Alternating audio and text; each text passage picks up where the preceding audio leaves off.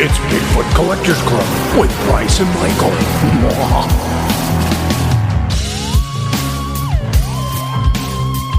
I know a ghost story or two.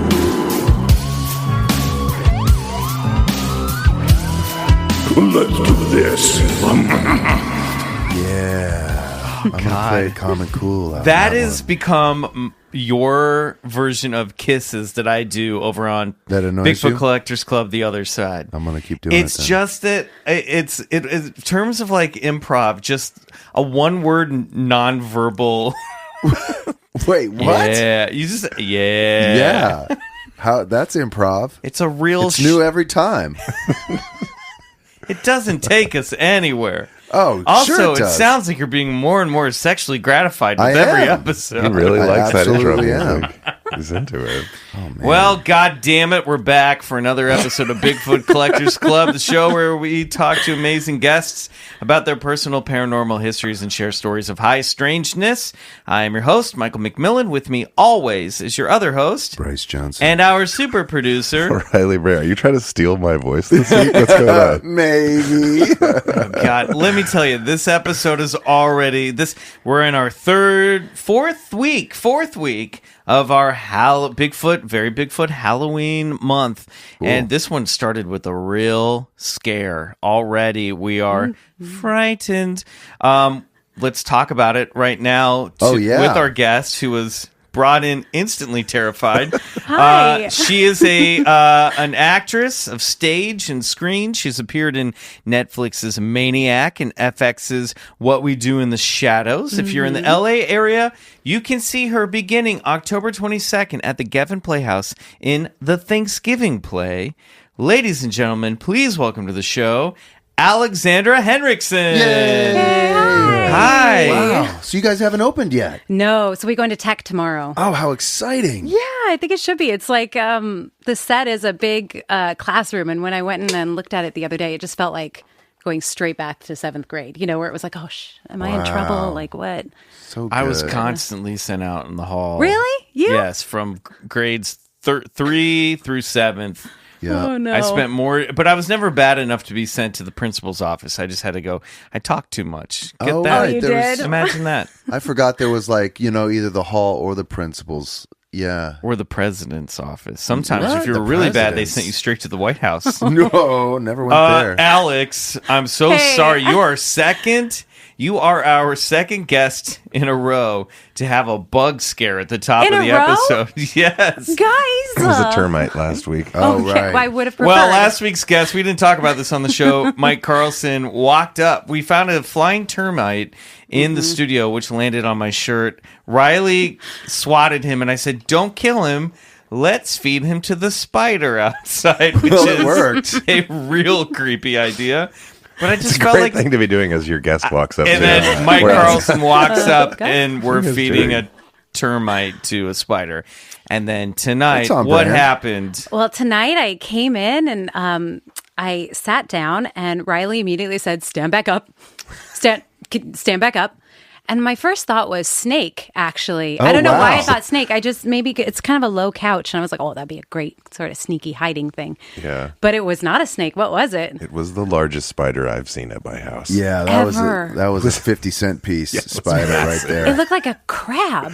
It was startling. I like It that I was was- trying to disguise. I was trying to be calm, and you guys all just saw right there, and you're like, Yeah, something very bad is Riley happening. got dad scared, where he was real in control, but the terror was just 1 inch under the surface of. I'm upset that I didn't react faster. I don't know what that means for God. any kind of future future calamity. When you've walked into a strange place and then suddenly someone's Sure. saying, stand up, immediately after you've sat down Right. and been offered a boxed water, it's a very nice you boxed are water. allowed a moment of confusion. Thank you Yeah. for that. I don't know. I feel like if there was an earthquake or something more dire, I'd be one of those people that just freezes. Everyone's running around them and be like, okay. They're like, falling rock. I'd be Look out, falling rock.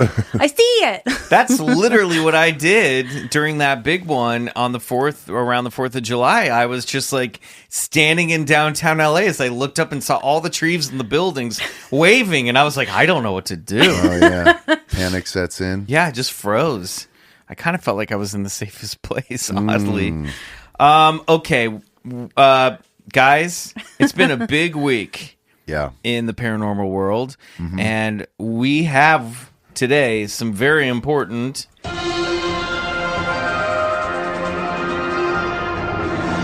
BCC news. All right, so I know you've got a story for us, Bryce, but I'm going to kick it off with a story first. Okay. And then, because I think this one's older than your story by the time the viewers, sure. They're looking at the phone as they listen to this. Yeah. This is from Just warming up the old pooter. Getting that old story ready. This is from NPR. And of course, we have a nice young woman here who we've never met. So, of course, you know that I'm going to drop this headline.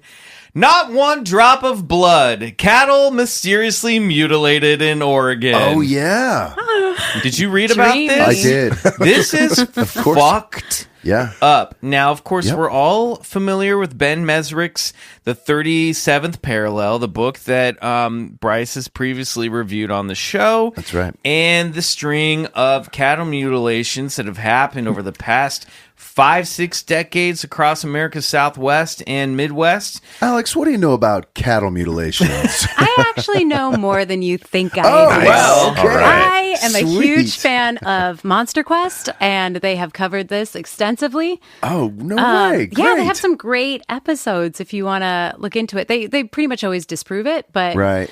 I mean, disprove being the mystery remains, but the explanations are there. But I'm very interested to hear what happened. This one is dark. Yeah. Oh, Okay, good. guys, get ready. October fun. 8th, 2019. This was heard on All Things Considered. In the early morning light, dust from hooves creates a fog at Sylvie's Valley Ranch in remote eastern Oregon. Cowboys whistle and talk low to their eager herding dogs. They're moving the cattle from one vast sage-studded range to another. 5 young purebred bulls mysteriously showed up dead on the ranch this past summer, drained of blood with body parts precisely. That's Cut. the key word. Yeah. Precisely removed. The ranch's vice president, Colby Marshall, drives his truck down a U.S. Forest Service road. Then we'll get out and we'll take a little walk where one of the bulls was found, and the carcass is still there, Marshall says. Coming upon one of the dead bulls is an eerie scene. The forest is hot still, apart from a raven's repeating caw. The bull looks like a giant, deflated plush toy. It smells. Weirdly, there are no signs of buzzards, coyotes, or other scavengers. Yeah, they won't touch that. His red coat is as shiny as if we were going to the fair. But he's bloodless, and his tongue and genitals have been surgically cut out. This is fucking crazy. This is no longer Anna King from NPR, but I mean, we hear these stories, and we've talked about this. I've read that book by Ben Mesrick, and the thing that is so sad and crazy about these stories is that, A, this is an economy for these ranchers. A livelihood, The bulls are worth around $6,000 each, according to this article, and these were breeding bulls. Hundreds and thousands of dollars worth of future calves were lost as well. And it's also, in some cases... It's the loss of an animal is also an emotional loss. So these and other animals that have been involved in cases like this, horses, have been terrified by what has happened to their fellow livestock. Well, that's right. And if you'll recall from that book, so many of these ranchers got so sick of just like the local law enforcement coming out and go, well, it must have been predation, and these ranchers are just fed up with like the mundane answer of just like, it's probably, just some coyote. It's like, bull fucking shit. This photo here, and we'll have a link in the show notes. I mean, this looks like a deflated pool float. That's crazy. Really, really sad. So, get a load of this. Theories abound. Harney County Sheriff's Deputy Dan Jenkins has been working the cattle cases and has gotten dozens of calls from all over offering tips and suggestions. A lot of people lean toward the aliens, Jenkins says. One caller had told us to look for basically a depression under the carcass because he said that the alien ships will kind of beam the cow up and do whatever they're going to do with it. Then they just drop them from a great height. Jenkins says the cases have been tough with little evidence and no credible leads. It's crazy. I mean, this is a story straight out of like 1997. Yeah. Yeah, I mean, but listen, it hits all the common markers. The laser precision cuts, the tongue, the genitals, the exsanguation, completely lacking blood. Seems to happen right under the nose of the rancher. I mean, these are all the common markers of the classic cattle mutilation case. And nobody knows what the fuck is going on. I mean, the closest they can tie it to the paranormal is that sometimes, not that that's not paranormal enough, but that people see strange lights sometimes before or after this event, you know? So that's how the always link came from UFOs or something like that. But it is much more sinister than just a beryllium ship from Zeta Reticuli. Not one drop of blood. Yeah, it's insane. Anywhere. Yeah. It's crazy. It's Alex, impossible. what do you think about this? My brain wonders when. So maybe this book that I have not read yet, but I am now planning to read. When did these stories first kind of start, or these reports? I was thinking, wasn't it the mid to late 80s that they really started taking off? Yeah, in the but news? actually the big string started happening all throughout the 70s, and it started gaining traction in the 80s. But I believe if you go back, you find cases of this in the 40s, 50s, 60s. Yeah, I'm sure if you dug deep in, it's probably a phenomenon that's been taking over the last century. But it reached a fever pitch, I think, in the 80s and stuff. Yeah, you're right. Catching national attention and stuff like that. But now you'll see. Now it's a common meme. You'll see it in Right, I feel comics. like Gary and- Larson did. I was Yeah, just like all the thinking time, that right? synchronicity. Yeah, like Far a Gary Side. Larson comic. It reached. I mean, what do you think this is? Is this some black ops government thing coming in and doing this, or is this aliens? And also, how crazy is it that these stories that used to be considered tinfoil hat topics are on NPR? Right. I just want to know, where did the blood go? You know, why is there no blood? Because that's a big animal, and there would be a lot of blood. Well, that's exactly right, and I think so. One assumption that you can maybe make is should that make it right now. That the exsanguation, the blood taken from these animals were done at a separate location and then brought back to the location, because just like you said, it is completely unheard of that there wouldn't be a single drop of blood on the ground below. So that was very distracting, by the way. You see how he does that? Fine. I know. I'll be talking, then it'd be like, turn his... and then it comes... Well, I'm showing you a photo of the deflated... Michael just came by and gently moved my mic. Well, I like that you My didn't mouth. see him coming, though. You just felt the mic sort of move in front of your face. It was pointed at the wrong place. I appreciate your attention to perfection. Yeah. Well, My only thing where I'm like, maybe it's humans, is the fact that it was the 4 prize cows. You know, that there's something about not just like 4 random, it's like the 4 prized cows. So it's sort of like, screw you, Hatfields. No, you McCoys. You know, like there's something, I mean, the way in which it was done. Yeah. Like, I don't know. My brain always would prefer the paranormal. Some sabotage from a that's rival just the only thing is rancher, if it's the 4 prize young cows. Well, I can tie it to another case that eliminates the satanic cult theory, and it'll segue greatly into my story. But at Skinwalker Ranch, we've mentioned it 100 times. As they were tagging the newborn calves, just within a 20-minute window, they tagged a calf. They were walking over to the next one, and they heard this horrendous cry from the mother. And they go back, and there the calf lies on the ground, exsanguated from blood, genitals and stuff completely laser cut out. And this was in a 15-minute period. No truck marks, no tire marks, no other. This is a private property that was secure, that had security. So it's not like somebody came in under the cover of night and did this. This is part of the phenomena, as we talk about so much. Well, how does that tie into the satanic thing? I said it eliminates the idea. Well, that's what I'm saying. You because you're saying that the humans that might sneak in, do that overnight, are satanic worshipers. That's one of the arguments. My argument is that this can't be possibly like some people coming in and doing this because they didn't, for satanic purposes. Okay, that's the part we were missing. Oh, right. Yeah. No, I think, but yeah. So that eliminates, in my mind, the idea that this is done by any sort of human being. Because the government might be doing it to test some weapons or something. That's not satanic.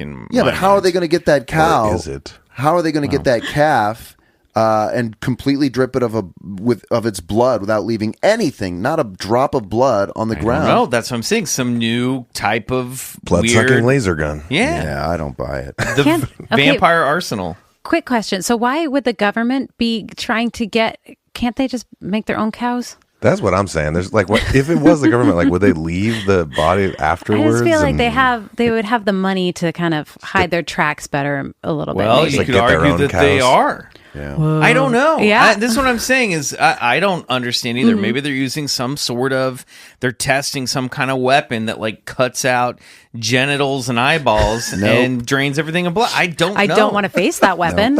Listen, that'd be a real bummer. No one has a good explanation for this. Do you remember the Dyatlov Pass incident that took place in Russia? These 9 hikers go missing. That. One of the hikers had his tongue completely taken out with laser precision.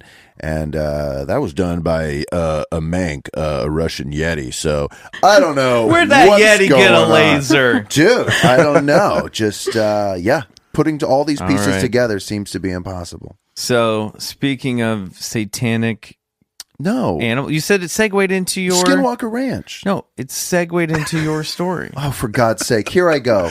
We've been doing this too long. Seriously. We're becoming an old couple. I just want to say, I can't read your mind, Bryce.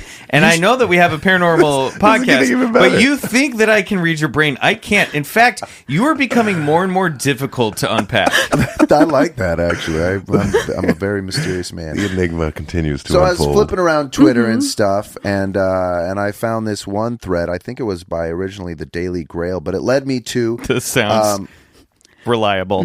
It is. So it led me to a website called the UFO Trail. And the headline reads, former Skinwalker personnel suspect they were unwitting research subjects. 2 men who state they formerly worked on Robert Bigelow's Skinwalker Ranch are expressing concerns they were unwitting research subjects during their employment. Chris Marks and Chris Bartell took to social media and podcasts to voice claims they experienced paranormal-like events at the ranch and that they underwent medical tests they now suspect involved research lacking their knowledge and fully informed consent. Chris Marks tweeted, "The more insight into ASWAP," which is an acronym for these programs that we learned were funded by the government. It stands for Advanced Aerospace Special Weapons Access Program. And the ranch, the more clear it gets. Got a hold of the medical studies conducted without consent. I'm about to publish and go legal. The empire's about to fold for good. Nathan Henriksen says, the narrative on Skinwalker Ranch, Bigelow Space, just got turned on its head. Erica Luksap program tonight. I'm floored. More is yet to come. And I went to another website. Oh, my gosh. Is it ready? Jeez, I should have warmed up the old pooter earlier. Okay. I like that you call it that. Oh, God. Very problematic. So that sent me to the Daily Grail, and their headline reads, "Were humans used as guinea pigs at Skinwalker Ranch as part of the secret Pentagon UFO program?" And I'll just sort of surmise here without reading the entire article. We'll post the link in our website and under the show notes, but it seems to be it's not a website. That was also it's definitely not a website. It's just if you pull up the show and you're listening, scroll down and the link is in the podcast app. I know, but you said our website. We actually don't have a website. I just want to let you know that. We should work on that. We are Campfire.media. Right. Okay. Gotcha.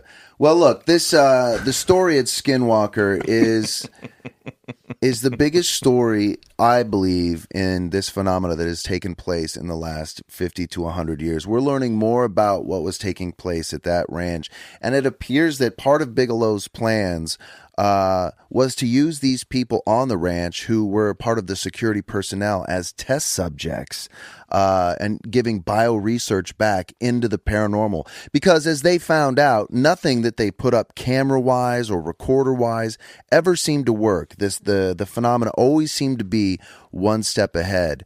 So some documents were revealed by none other than George Knapp, of course. I'll read right here. The anonymous author acknowledges how the phenomenon manifests in wide variety of ways, including bizarre creatures, poltergeist activity, invisible entity, orbs of light, animal and human injuries, and much more. But the biggest bombshell comes in the final few paragraphs.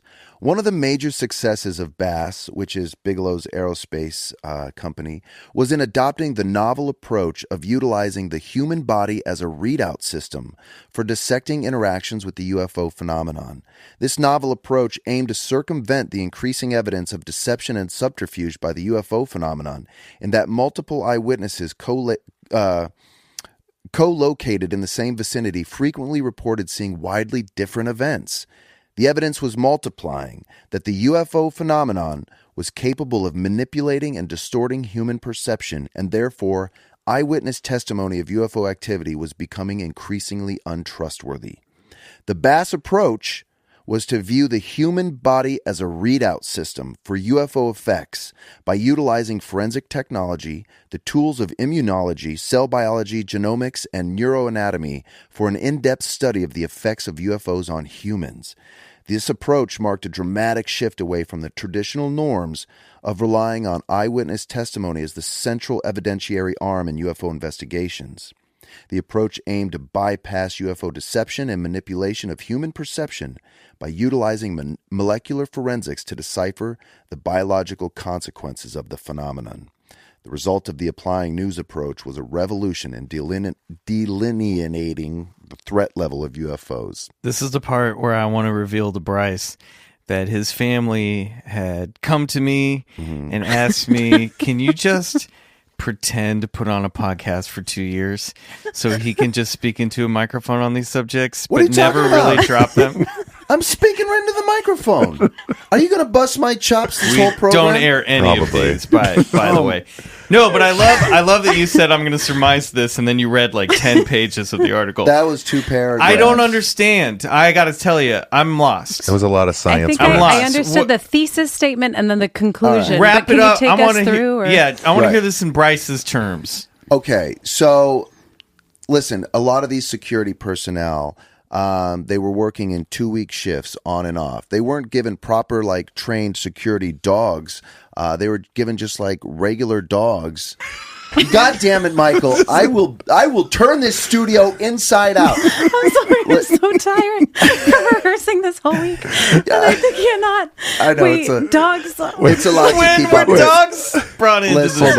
Listen. Wait. To surmise, they were basically what you were saying is that they were set up. The UFOs are perceived differently than that's right. They physically are. That's exactly right. They understand that. the concept that these people report different things. We've told this so many times on the podcast. They all report different witness accounts to the same phenomena. So it's obviously running itself through our own filter, the phenomena or the UFO thing. So their idea wasn't to study the actual UFOs that people are seeing in the skies, but to study the individuals that are experiencing them. Okay. That sounds great. That now this makes sense. I'm on board for this. Also, isn't this similar to the plot of Blair Witch 2? Didn't they like put all a bunch of kids in a haunted house and study them? It was a bad movie. I think I missed it, unfortunately. Sounds very similar. What kind of dogs did they give them? Not trained security dogs, I'll tell you that. Okay, I mean, I believe that if you go through an experience, your body will remember it. I mean, we store things in our muscle memory. You know, like I'll always remember that spider. It will always be with you. When I see your faces, I'll start shaking. And here's the thing. It's like the spider, we all agreed upon the shape and size of the spider. But this thesis puts forth that whatever this UFO phenomenon is. In order for it to manifest, it takes the interface of the actual, the consciousness of the user that is witnessing it. And unlike the spider, we might all see an object in the sky, but interpret it differently as it interacts with our individual consciousness. That's just right. And it's not only relegated to just UFOs, it's ghosts. Bigfoots, it's ghosts, it's the paranormal, it's orbs of light. Full spectrum. It's the full spectrum of the paranormal. Sure. And what it's basically saying is that, you know, Robert Bigelow is ahead of the game in realizing that this is a user manifested phenomena, but it's sentient, it's malevolent, and it's sinister at times. Or at least a user interactive phenomenon. It's not necessarily manifested by us. We don't know. Yeah. I mean, I think it takes two to tango. Yeah, for sure. I would agree with that. I think I do think that there's something on the other side. Oh no, yeah, we agree with connecting that. with yeah, it. But it could be manifested through a person's latent psychic ability. Interesting. But yes, stuff. you're right. It takes two. Yeah. Well, I want to hear all about what Alex has manifested in her lifetime, and we're going to ask her all about that after this very quick break.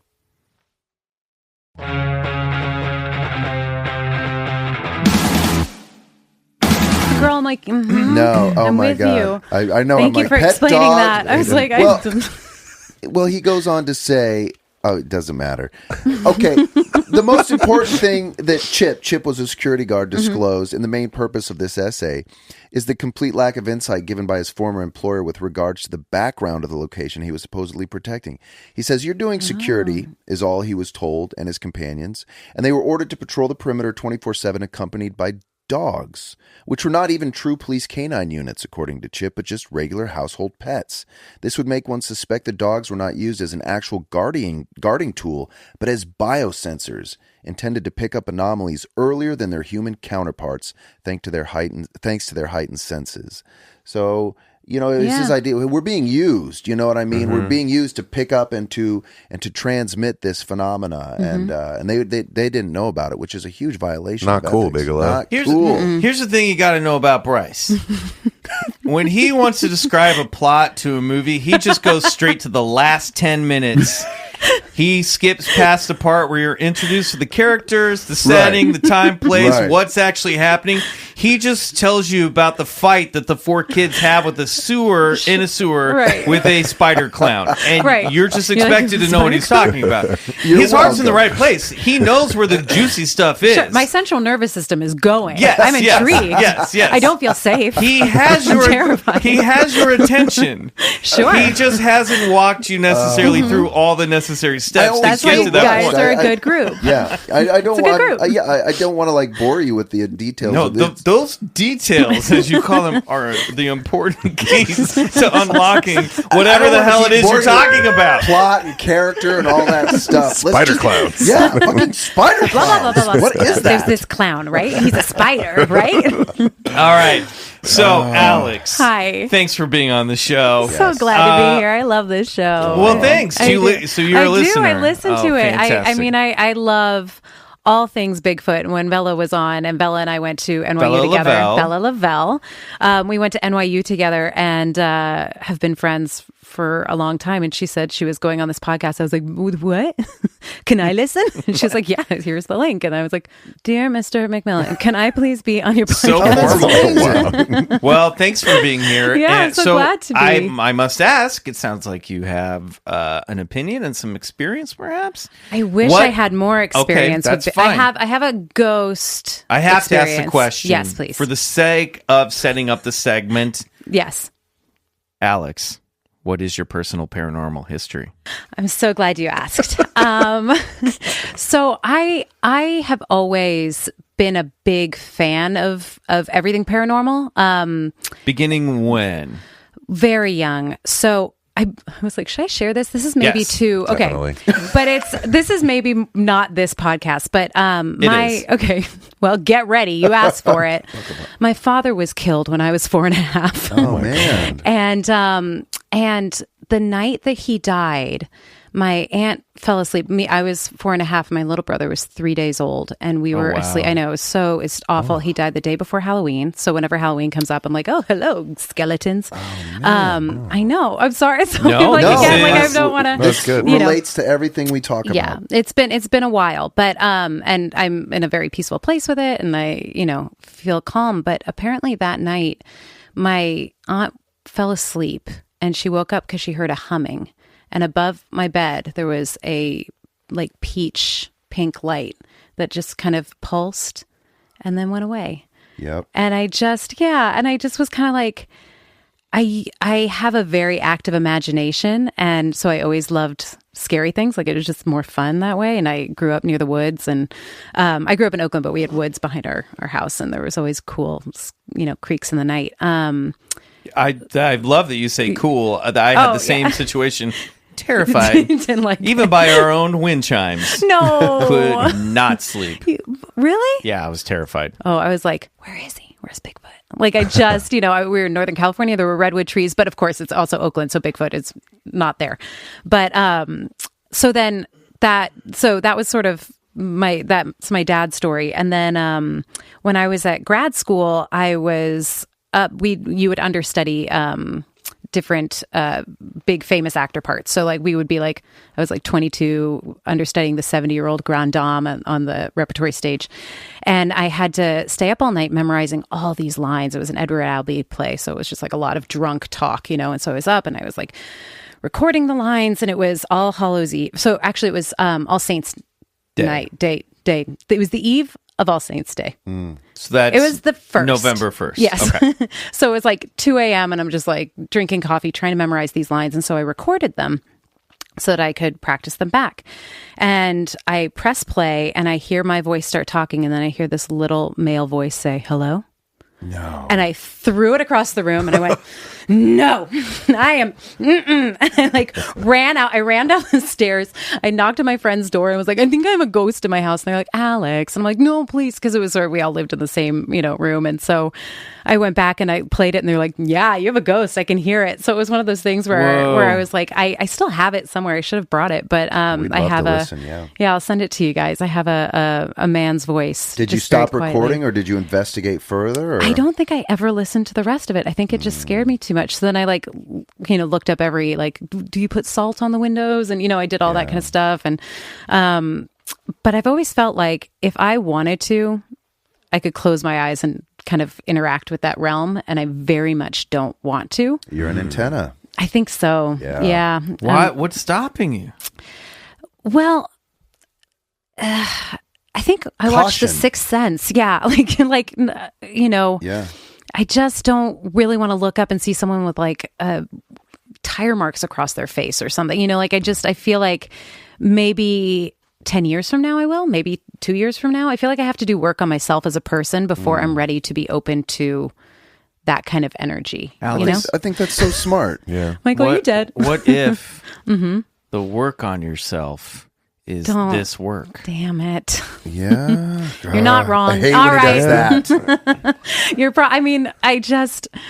I take the same approach. Sometimes I feel like my antenna is up too, and I'm always very cautious of intercepting any sort of signal, because as we've learned, it's not always some white light that's here to just bring love. Right. And if it's a power and you don't understand it, and then you have to approach it with caution. I believe that anyway. Yeah, I approach it all very humbly. I'm like, everything in this world is.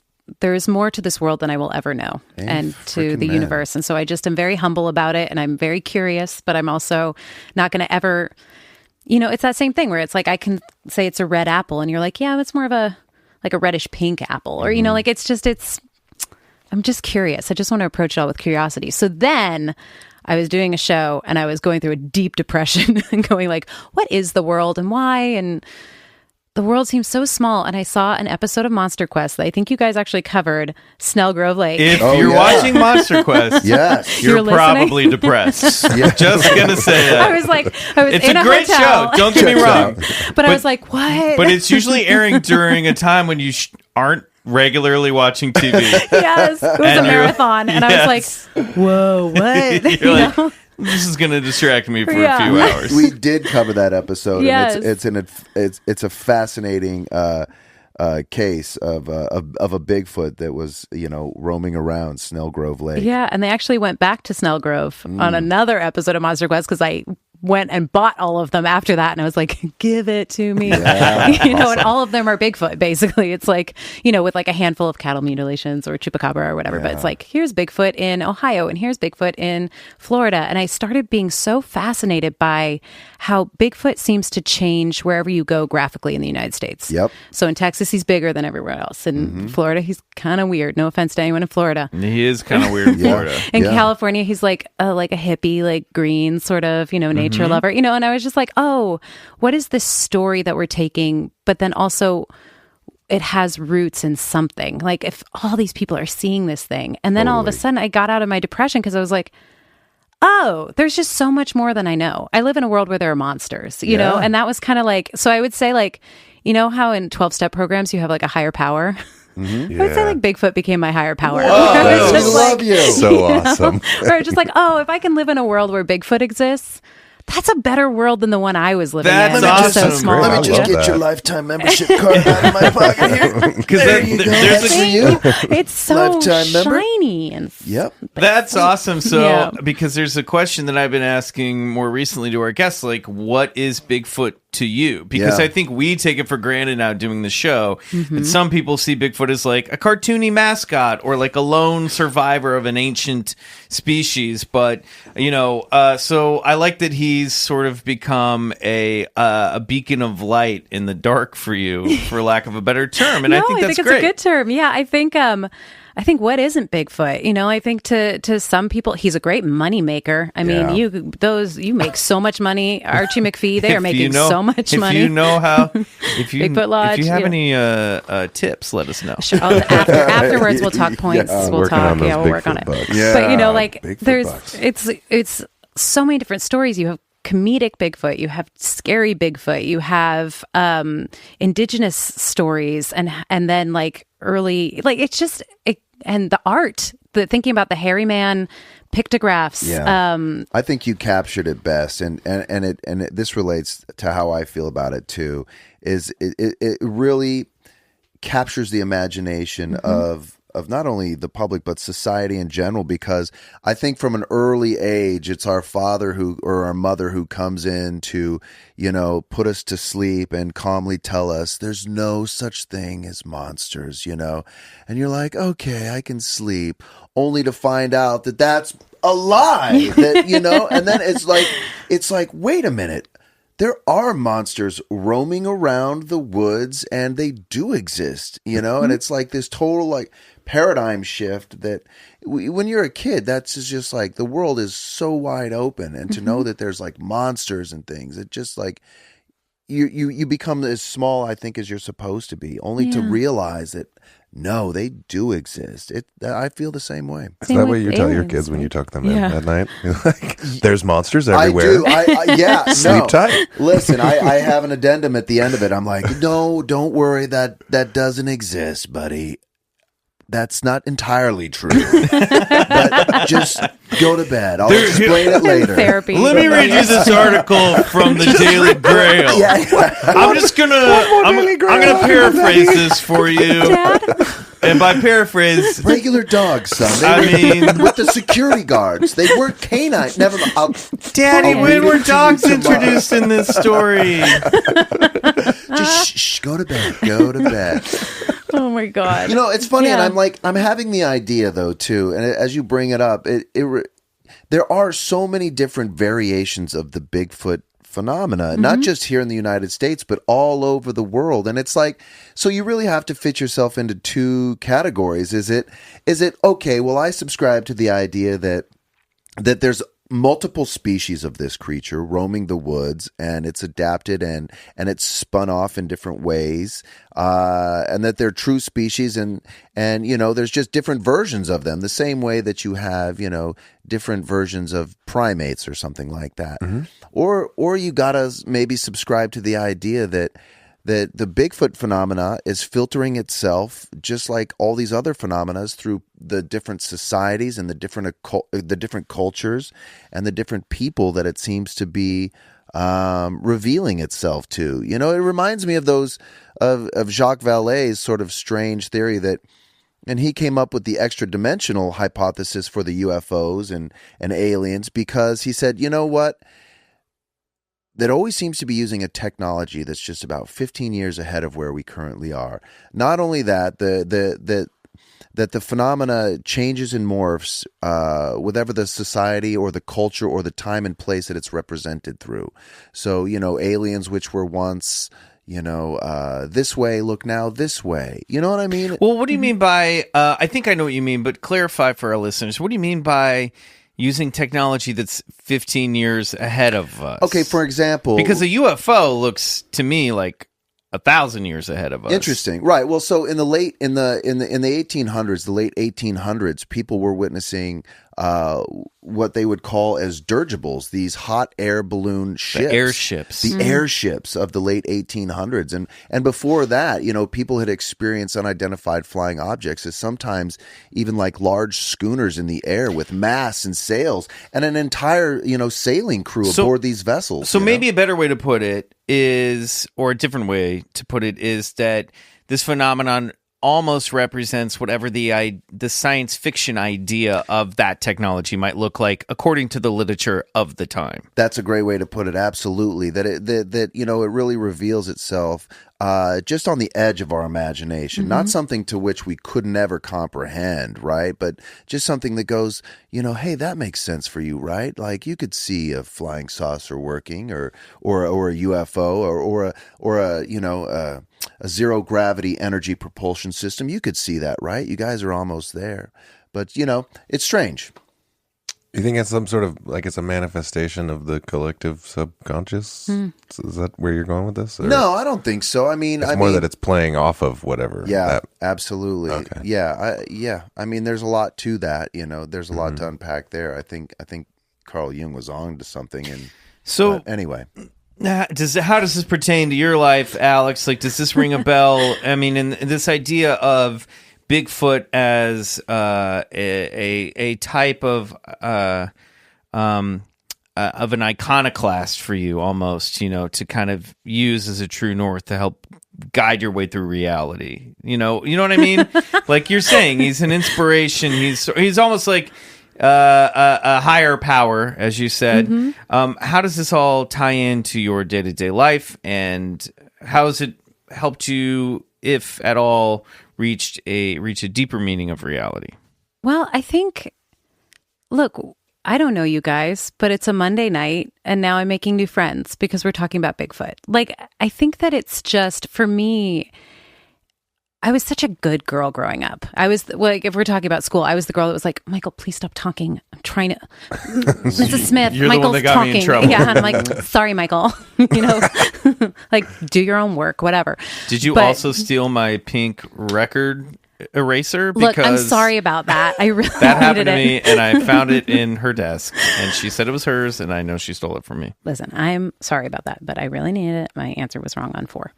But I think, so for me, I think I was so crippled by being a good girl and being a good human. And I went to a Catholic high school, and it was all this sort of like, I was so afraid. So after my dad died, I was just very kind of scared of the world, because it was like, oh, my foundation was ripped out, right? Like your father is your foundation. Like my mom was very loving, but your father is like, he tucks you in at night and it's like, it's all going to be safe. And you're like, okay, yeah, I believe that. So I think after that, I thought that there were monsters, but they were like people, you know? And so I think to then kind of grow up and be like, actually, I'm going to choose a different monster. And this monster makes the world more fun and bigger and more wild and loving. And I think of Bigfoot as loving. I don't know. I love That's that. awesome. You know, Yeah, like it that's just great, was great like, and I went to Willow Creek with my mom, and we went to Bigfoot Oh, no days. way. Yeah, Really? Did you yeah. go? You went to the parade? Yeah, we went Tell to the us about that. parade. We've never been. Oh, it was so much fun, you guys. It was right after Finding Bigfoot came out, so there was a big like James Bobo Fay like puppet, and just everybody like I remember there was a float with Bigfoot with Mardi Gras beads. and right Of behind course, him was Bigfoot flashed everybody. I mean, it was impressive.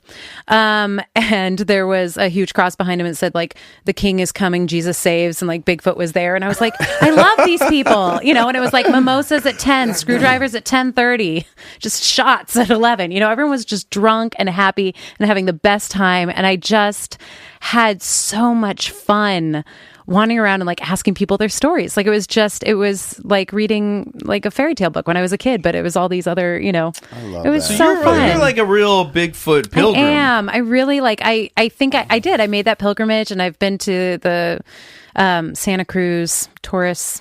I can't remember the name right now. I did that on my birthday like 2 years later because I wanted to. What is it? It's like called Taurus Capistranus or something. It's like a gentleman that looks just like who's the guy that wrote Game of Thrones? Oh, George R. R. Martin. You're Yeah. talking about the Bigfoot Museum in Felton, California. Yeah. Yes. Yeah. Yes, Yeah, he looks so much like him, right? absolutely looks like George R. R. Martin. He has Yeah. that tiny museum. He does. And he will show you grainy black and white footage of a juvenile Bigfoot stealing apples out of an orchard. Yeah, and it's sort of like, okay. Yeah. So I think at the end of the day, the more I turned off my brain from like, is Bigfoot real or not? And trying to convince my family. Like I remember there was one very awkward Thanksgiving where I was like, no, you guys don't. Oh, guys, yeah, the sheeple. I've been there. Guys, you know, just being like, okay, there's this video in Vermont. Goes and nowhere. obviously, yeah, exactly. And they're just looking at me like, cool, Alex, you know, Yeah. you're a failing actress. We get it. You're going through something. And I was like, you just keep watching. I'm going to be something someday. You know, but like. Next Just Thanksgiving. because I had to work this summer doesn't mean it's not real. I really hope you meet Bigfoot, you guys fall in love, and then he comes to Thanksgiving dinner. I mean, wouldn't that just be something? I feel like you're like us. You're like, and I mean this with the highest compliment, but you're boy. like weird like us. Yeah, like, and I think I that love that when was people the call thing. me weird, you know? Yeah, I think that was the thing. Was like, hey, you've been trying to fit in your whole life, and there's nothing to fit into. Except this 7 foot tall furry Bigfoot costume. Yeah. That they made me wear, and now I'm sitting and wearing it, and it's really hot, and I don't like it, but I just want them to be friends with me, so I'm wearing it. Where you fall on the UFOs, ghosts, all that stuff. Yes. Great. Love it. Love it. But I don't know as much about aliens. I think I was really scared of X-Files growing up as a kid. Like it would be on and I was just like, no, what is that? I'm too afraid of it. So it wasn't until I was in my 20s that I really got into all this stuff and was just like, this is so much fun. I just think at the end of the day, I can't tell you what Bigfoot is. I can't tell you what aliens Yeah. are. It's for you. But for me, it's community, I guess. And I just love that. living in a world of monsters is way more fun. Man. I agree with that. Amen. Yeah. Amen. This is really why we do this podcast in a sense, because, you know, outside of this room, I don't get to talk about this stuff to hardly anybody. No, I know that's why your family asked us to just set up this ruse. So you had an outlet, but we're not. Again, It's a beautiful thing, though, this that you're isn't doing. actually Hannah. going We're just on good any. friends. It's so true. That- People don't have time for this subject, and I find it so crazy because, you know, there's so much mystery left to explore in this world, and to just be shut off from it, I think it's a disservice to raising the level of awareness or your consciousness, you know? Yeah. Absolutely, yeah. I just think it's a joy. It's a love. Yeah. I can't Yeah. wait Yep. for you guys to take the Me 23 test and find out you guys are second cousins. I would be so What's thrilled. the I'd be like, Me23 It's test? the The DNA DNA. thing. DNA. Yeah. Something like that. 23 23andMe. That's Oh, whatever. okay, Yeah, Me right. 23. Me Gotcha. 23. It's a knockoff. Yeah, that's Get where Michael I blood. just take your blood and I put it in a cooler. Platelets too. Give me back my platelets. Okay, it's that time of the show where we play our game with our guest. It's called Bullshit or Believe It. You know how to play this? I do know how to play this. Great. So we're going to go down a list of topics. You're going to say bullshit if you don't believe it if you do. This is bullshit. Or believe it. Tiny's never been right on We'll get it. Eventually, we'll get it. Maybe season 3. That was perfect. That was pretty good. Season 3. I thought we're still You know, on season 1. Michael, seasons it's are the cracks 1 year. that let the light of God in. The light of Boy, God. are you reverting into religious fervor No, these days? that's it's It's a just very popular podcast subject, so maybe we should just go full Christian. Let's go back. it's just a nice That's where quote. the money is, you That's guys. true. All right. Let's get those None God of Alex, yours books. isn't yeah. making money, man. Alex. Yes. On your mark. Oh gosh. Get set. Mm-hmm. Ghosts. Believe it. UFOs. Believe it. Bigfoot. Believe it. Angels. Believe it. I forgot to mention, this is our Halloween version of this list. Oh. Believe You it. might not have heard it yet. I believe that you wrote this. Yes. Yeah. Vampires. Believe it. Shadow people. Bullshit. Loch Ness Monster. Dead. Bullshit. Little gray aliens. Believe it. Werewolves. Believe it. Parallel universes. Believe it. Zombies. Believe it. Shapeshifters. Believe it. Heaven. Believe it. Hell. Believe it. Yeti. Believe it. The Mummy's Curse. Believe it. Astrology. Believe it. ESP. Believe it. Witches. Believe it. Demons. Believe it. Atlantis. Believe it. Mothman. Believe it. Reincarnation. Believe it. The devil. Believe it. The apocalypse. Oh, I don't want it. Believe it. Halloween. Believe it. Whoa, you guys are related, That's right? amazing. That was a perfect Halloween. We special didn't right get there. one bullshit in that entire There's a list? couple, I yeah. They're shadow don't- people. Shadow people. shadow I don't. people. I just don't think I know what that is. Honestly. Shadow people are the entities that people see in their house. They're kind of like Believe it. Okay, they're like shadowy figures, Full that marks. three-dimensional shadows that move around the room. Don't wanna see sometimes it. wearing hats, Often associated with sleep paralysis. often associated with sleep paralysis, but not always. Correct. Yeah, you struggled a little bit on vampires, but you came right through, and that's perfect for Halloween. I think so. Because they do exist out. There's current vampires in New Orleans. Well, it's like sort of it's a culture thing. There's Talking like You know about cosplay. it, right? no, there's like real people who like consider themselves vampires. Alex, and what are they? they drink blood. They and are dead people that come back to life and drink the blood of. No, I think it's a Monster Quest, you guys. This is too embarrassing. I think there was a Monster Quest. Wait, where they hunt cosplayers that drink blood? No, there were. I think it was in Romania or something like that. Like they're just all these things that are modern Halloween. You can buy them at Nosferatu. CVS.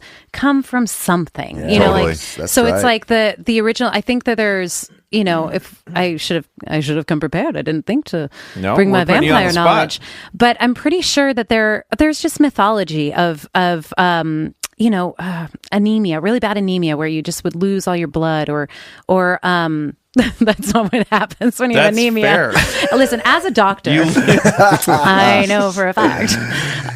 But just that these things all are rooted in something, Right. You know. So, do I think that Tom Cruise is walking around in an Anne Rice version of vampires? No. But do I think that there are people who mimic their life off of it because they love vampires like I do Bigfoot? Yes. And is there some mythology to it all, and some Gotcha. sort of like before we had the computers, vampires? yeah, I think you're thinking of hemophilia. That is what I was thinking of. You start bleeding, you can't stop.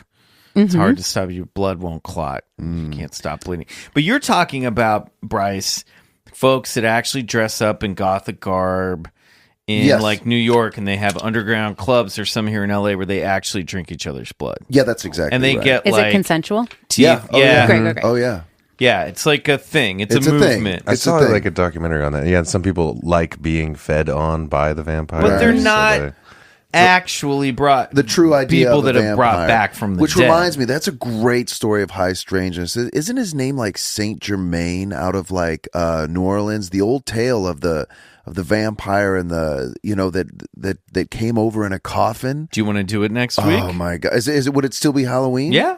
that might be my. We'll have a one little for- listener files, and you can tell the story of Saint Germain. It is incredible. Bring it because I mean, and this is the real deal vampire. Superpowers, able to. I don't know if he turned into a bat, but I mean, We'll find out. Why We'll don't you find bring out. it in next week, and we'll tell that story. there you go. Okay, we're going to take a break. When we come back, it's time for this week's story of high strangeness. Sweet.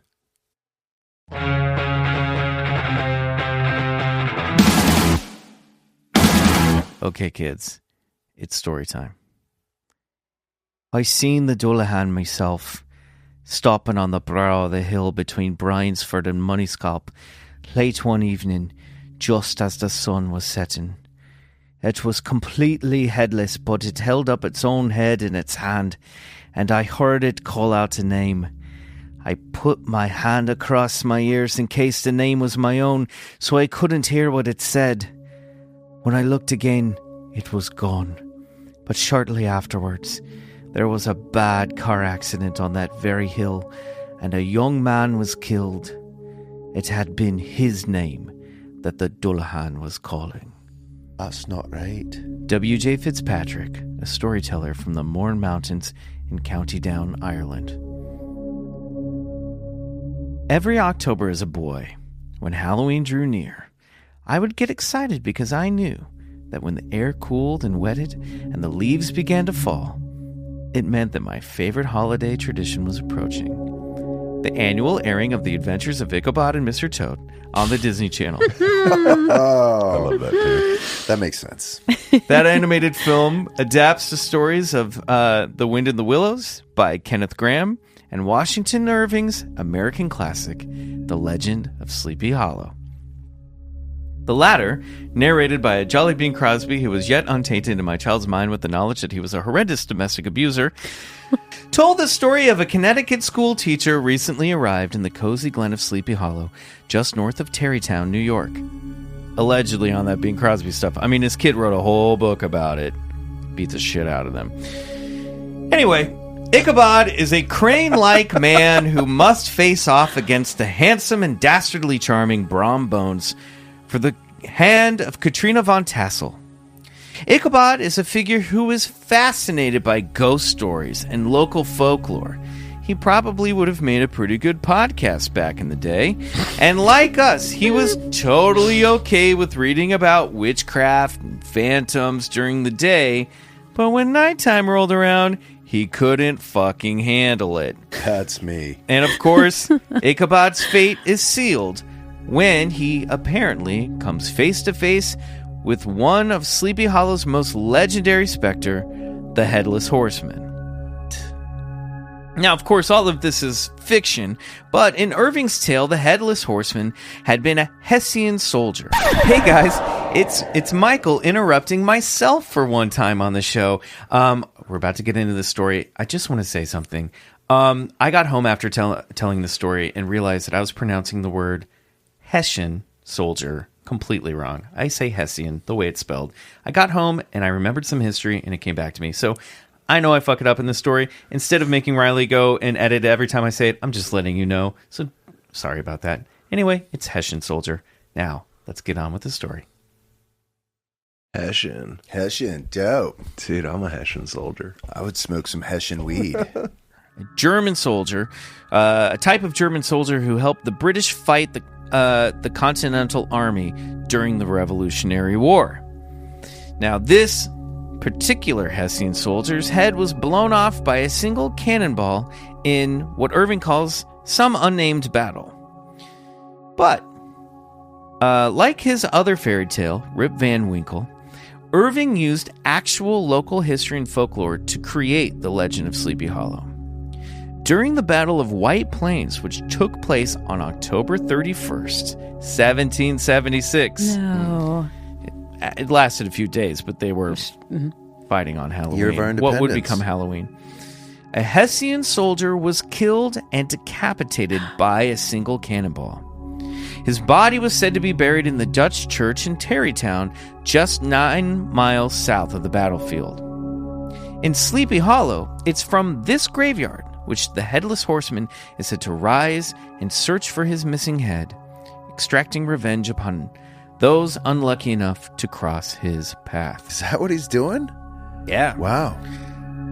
Okay, so far all of this sounds kind of like stuff of fairy tales, and it's true, the Headless Horseman, or Dark Riders, can be found in stories that date way before Irving was writing stories based on Hudson Valley legends.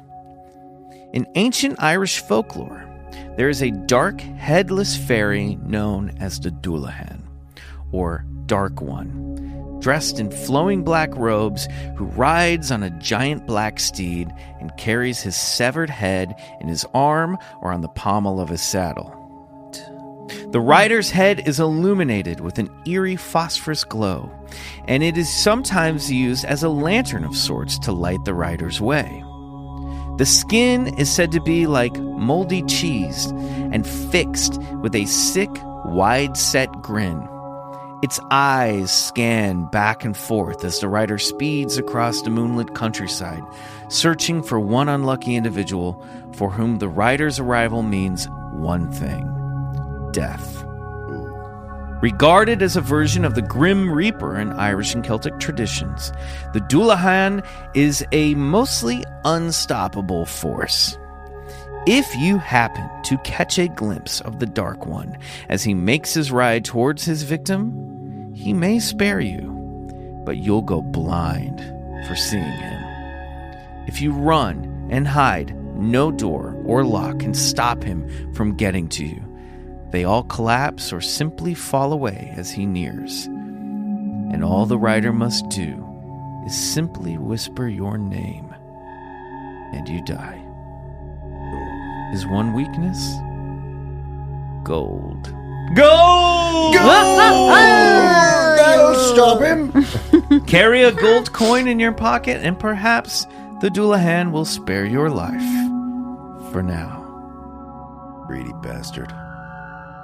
It is a widely held belief that the Dullahan is the corporal manifestation of an ancient Celtic god, Crom Dob, or Black Crom. A millennia and a half ago, the ancient Irish king Tigermas worshipped the dark fertility god by sacrificing children. It wasn't until the 6th century, when Christian missionaries invaded Ireland, that this practice was officially banned and the old pagan ways were destroyed. But Black Crom demands his lives, so he rides out as the Dullahan, still to this day, to collect his payment. Sometimes the rider is seen as a headless coachman, charging a wagon made of bones and whipping his horses with the spine of a corpse. That'd be dope. Nice. It's very metal. That's awesome. super metal. Sorry. But all the legends, no, it's great. All the legends are the same. Where the Dullahan stops, death soon comes. Why the severed head? Let's think about this for a moment. In Celtic folklore, the head was believed to contain the soul. So Celtic warriors would sometimes decapitate their fallen enemies and save the heads as a trophy. So it's possible that this is an allusion to that ancient warrior tradition. But this brings us back to Sleepy Hollow and America's Headless Horseman. Remember when I said Irving would often use New England legends as inspirations for his stories? I do. Yes. Well, I wonder if he heard this one. And it gives some credence to the existence of actual ghostly riders right here in the United States. Snuggled in Farmington Valley, Connecticut, is the town of Canton. At this point in the story, it was called Suffrage. And during the Revolutionary War, there was a tavern that would ultimately become known as Hosford Inn. One night in 1777, so this is a year after that Hessian soldier was killed, and sidebar, Irving's book, which Sleepy Hollow was published, came out in, I believe, 1820, so 40-odd years after this. One night in 1777, a French paymaster was riding from Hartford to Saratoga, New York, with a bag of gold to pay French soldiers aiding our colonial army fighting against the British. At this point in upstate New York, the British were starting to really lose the battle. This is like this might be 1778, 1778, conflicting years based on the research that I did. But at this point, we're starting to turn things around and really push back the British, break up their forces. They're starting to lose men, money, and they're starting to think this might not be worth all of the expense and lives that we're losing to keep control of the colonies. But they had the Hessian, the German soldiers fighting. We had the French helping us fight against these guys. So these paymasters would make sure that the French armies got paid. So he's riding from Hartford, Connecticut to Saratoga, New York. It's not that long. He must have started off late, or it started raining, because he stops at this inn in the town of Canton. So, the story goes that the French paymaster stopped at this tavern, which was later Hosford Inn, for the night, but never arrived in Saratoga with that bag of gold. In fact, the paymaster was never seen again. Now, I can imagine walking into a firelit tavern on a cold night with a bag of gold during a war at the dawn of our nation's precarious birth might attract some unwanted attention. What you got in that bag, boy? Not gold. Not gold! Oh, okay. Not gold. Times are tough. The future is uncertain. There are spies and enemies everywhere. I'm speculating a bit here, but I imagine it wouldn't be too dissimilar than walking into Mos Eisley's cantina in Star Wars. There it with is. a bag full of credits, There it is. with no Never ancient an episode Jedi warrior to goes by. back you up in case of a scuffle. The innkeeper at the time was one Lieutenant Dudley Case, and he claimed that the paymaster departed that morning, but no one saw him leave. Perhaps the innkeeper himself was hiding something. The army investigated. Where's that gold go? But the paymaster seemed to disappear into thin air, only to return from the ether from which he vanished. According to an article by David K. Leff, following the paymaster's disappearance, 5,000 British troops surrendered at Saratoga.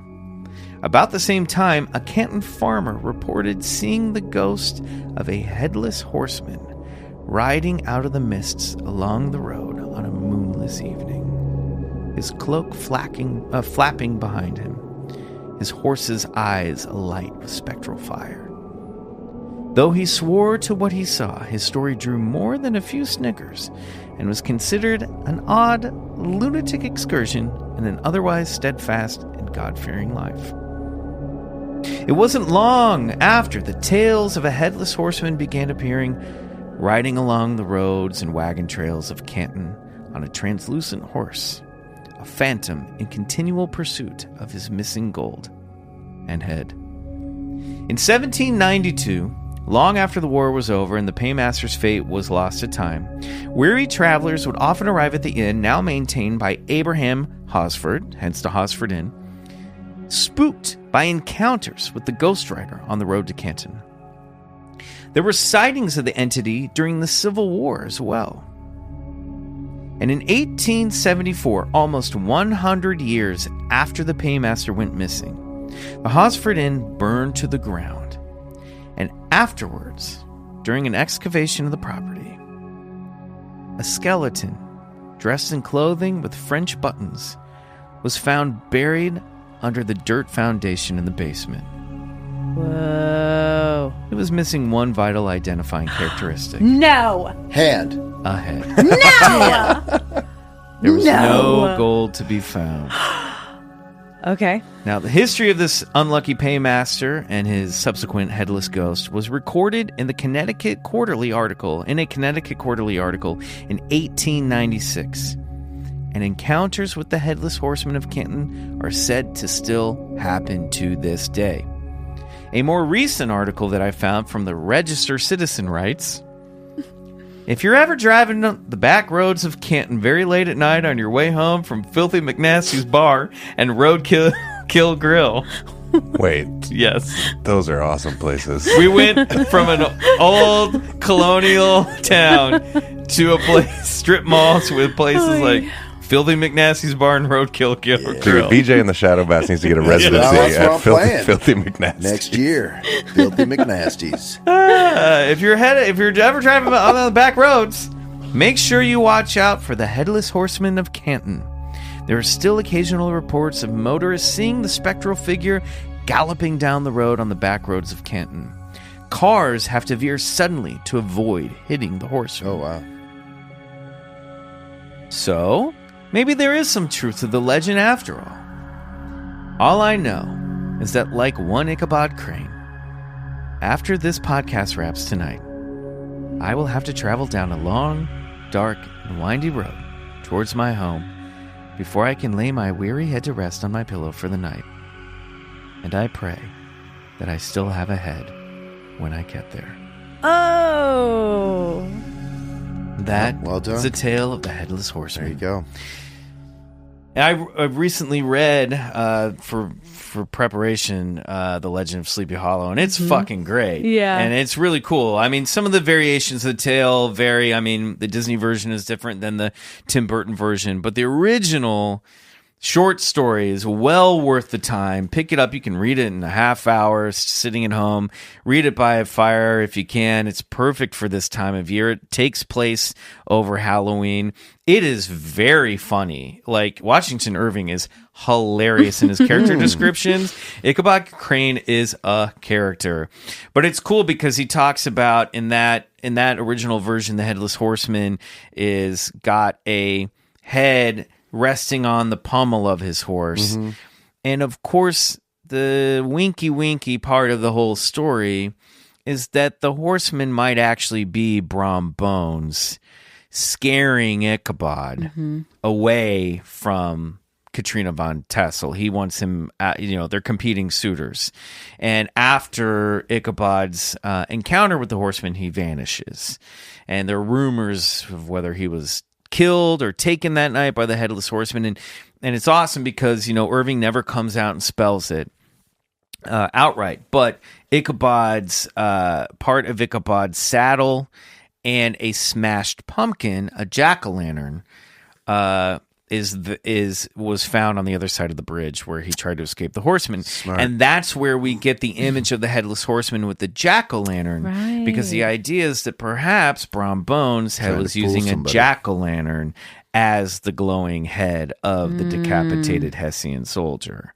So that's why we associate the jack-o'-lantern. Also, the other cool thing that came up, and this is just a bit of nerdy trivia, jack-o'-lanterns, and this kind of ties back into Bryce's story last week of orbs and jack-o'-lanterns during Halloween.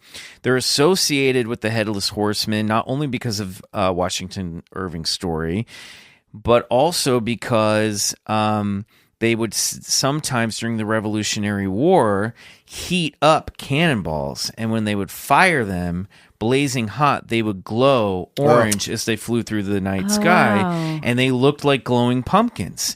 So there's all this kind of like imagery and iconography wrapped up into multiple layered meanings here. But it all seems to really come out of, at least the American Headless Horseman really seems to grow out of the Revolutionary War battlefield.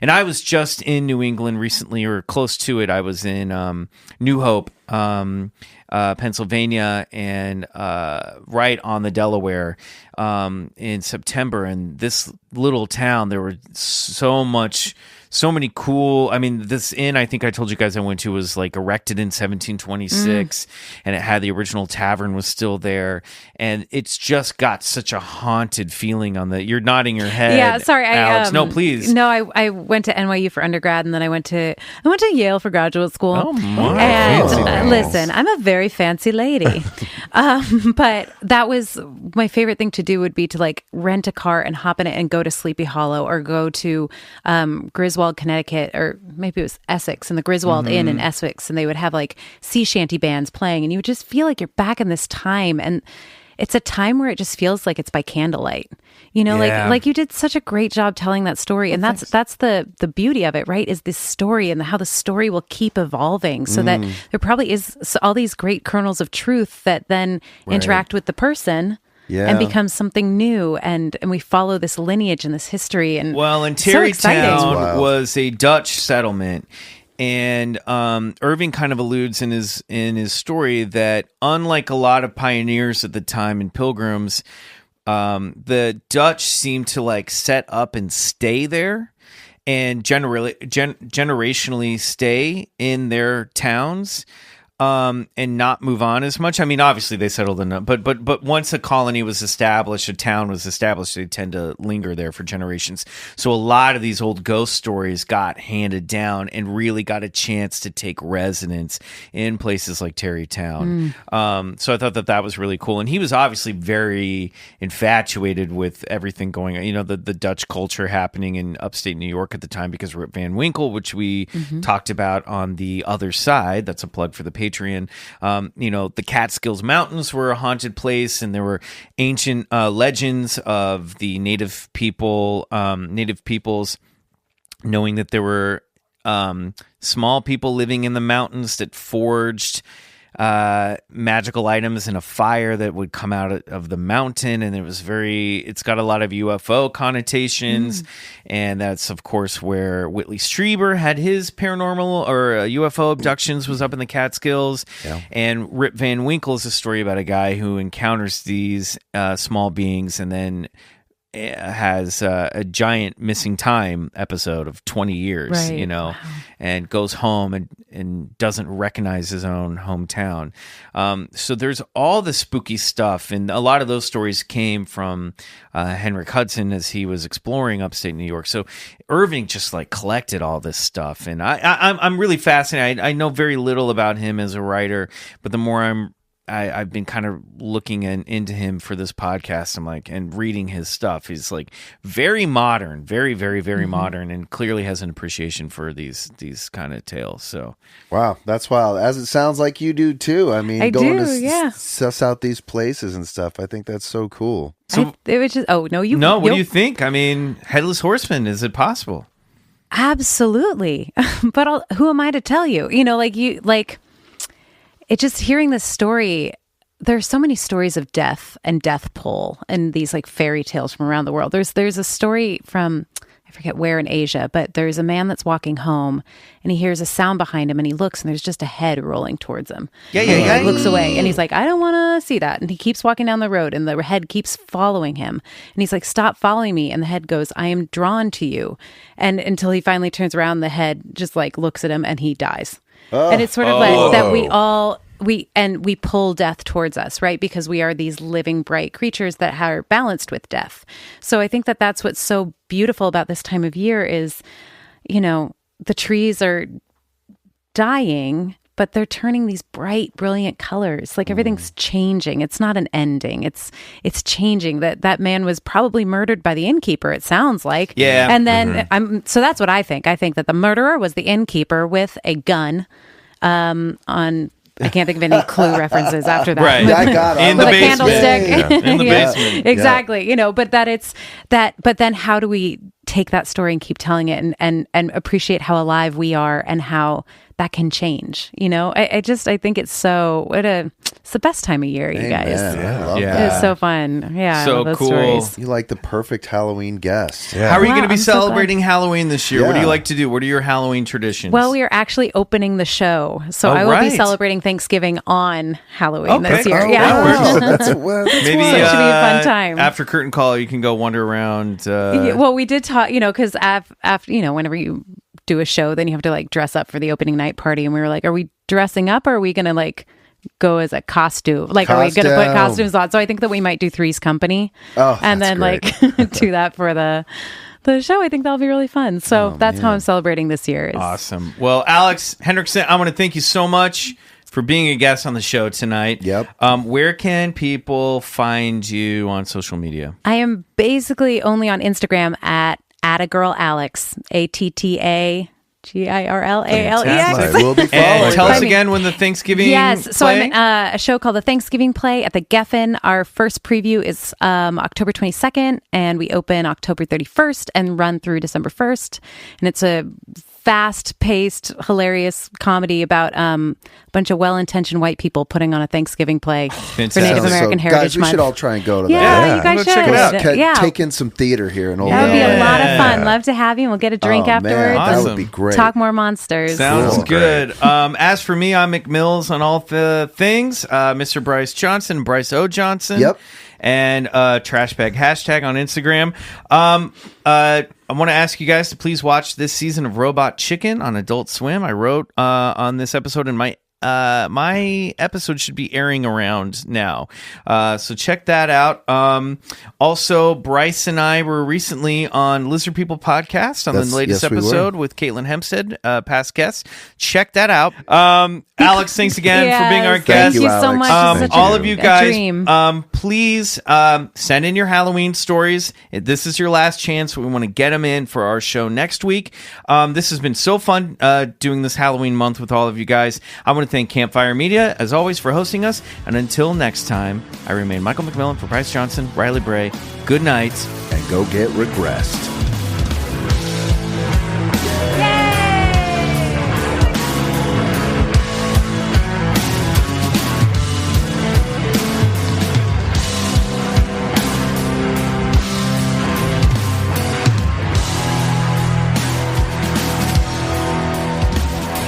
Bigfoot Collectors Club is produced by Riley Bray. Our theme song is Come Alone by Sun Eaters, courtesy of Lotus Pool Records. If you like the show, please rate and review us on Apple Podcasts. It really helps get the podcast to more listeners. To support the show, check out our Patreon page at patreon.com/Bigfoot Collectors Club and unlock multiple reward episodes every month.